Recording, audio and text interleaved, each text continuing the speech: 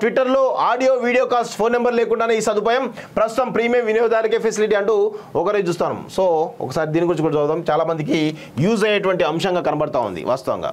ప్రముఖ social media దిగ్గజం X అంటే ట్విట్టర్ ఆల్ ఇన్ వన్ యాప్గా మారుస్తామని ప్రకటించిన ఎలాన్ మస్క్ ఆ దిశగా చర్యలు వేగవంతం చేశారు. తాజాగా ఆండ్రాయిడ్ వినియోగదారుల కోసం ఎక్స్ యాప్లో ఆడియో వీడియో కాల్ చేసుకునే ఫీచర్ను విడుదల చేశారు. ఈ విషయాన్ని ఎక్స్లో పనిచేసే ఓ ఇంజనీర్ శుక్రవారం పోస్ట్ చేశారు. ప్రస్తుతానికి ఈ సదుపాయం ప్రీమియం వినియోగదారులకు మాత్రమే అందుబాటులో ఉంటుంది.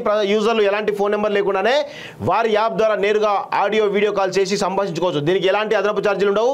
ఒకవేళ మీరు కాల్ చేసినప్పుడు అవతల వ్యక్తి ఆన్సర్ చేయకపోతే మిస్డ్ కాల్ నోటిఫికేషన్ వారు అందుకుంటారు.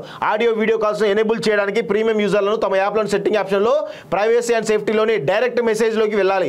ఫాలోవర్స్కు కాంటాక్ట్ లిస్ట్లో వారికి వెరిఫైడ్ యూజర్స్కు కేటగిరీల వారీగా ఎవరికి కాల్ చేయాలనుకుంటారో ఎంచుకొని నచ్చిన వారితో ఆడియో లేదా వీడియో కాల్ ద్వారా మాట్లాడుకోవచ్చు అంటూ ఒకరిని చూస్తా ఉన్నాం.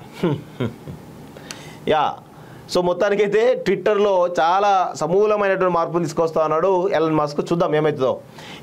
అయోధ్య రాముడిపై ఫేక్ న్యూస్ మీడియాకు కేంద్ర మార్గదర్శకాలు జారీ. అయోధ్య శ్రీరాముడి ప్రాణ ప్రతిష్టకు సంబంధించి ఏర్పాట్లు చకచకా జరిగిపోతున్నాయి. ఇదే టైంలో కొందరు సైబర్ నేరగాళ్లు భక్తులను బురిడి కొట్టిస్తున్నారు.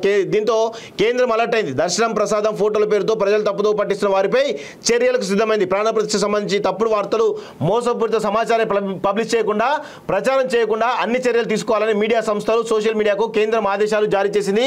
సోషల్ మీడియాలో శాంతి భద్రతలు మత సామరస్యానికి భంగం కలిగించేలా ప్రచారం జరుగుతున్నట్లు కేంద్ర ప్రసార శాఖ గుర్తించింది. ఇలాంటి తప్పుడు వార్తలు ప్రసారం చేయకుండా digital media social media current affairs news papers TV news channels publisher జాగ్రత్త వహించాలని ఆదేశాలు ఇచ్చింది.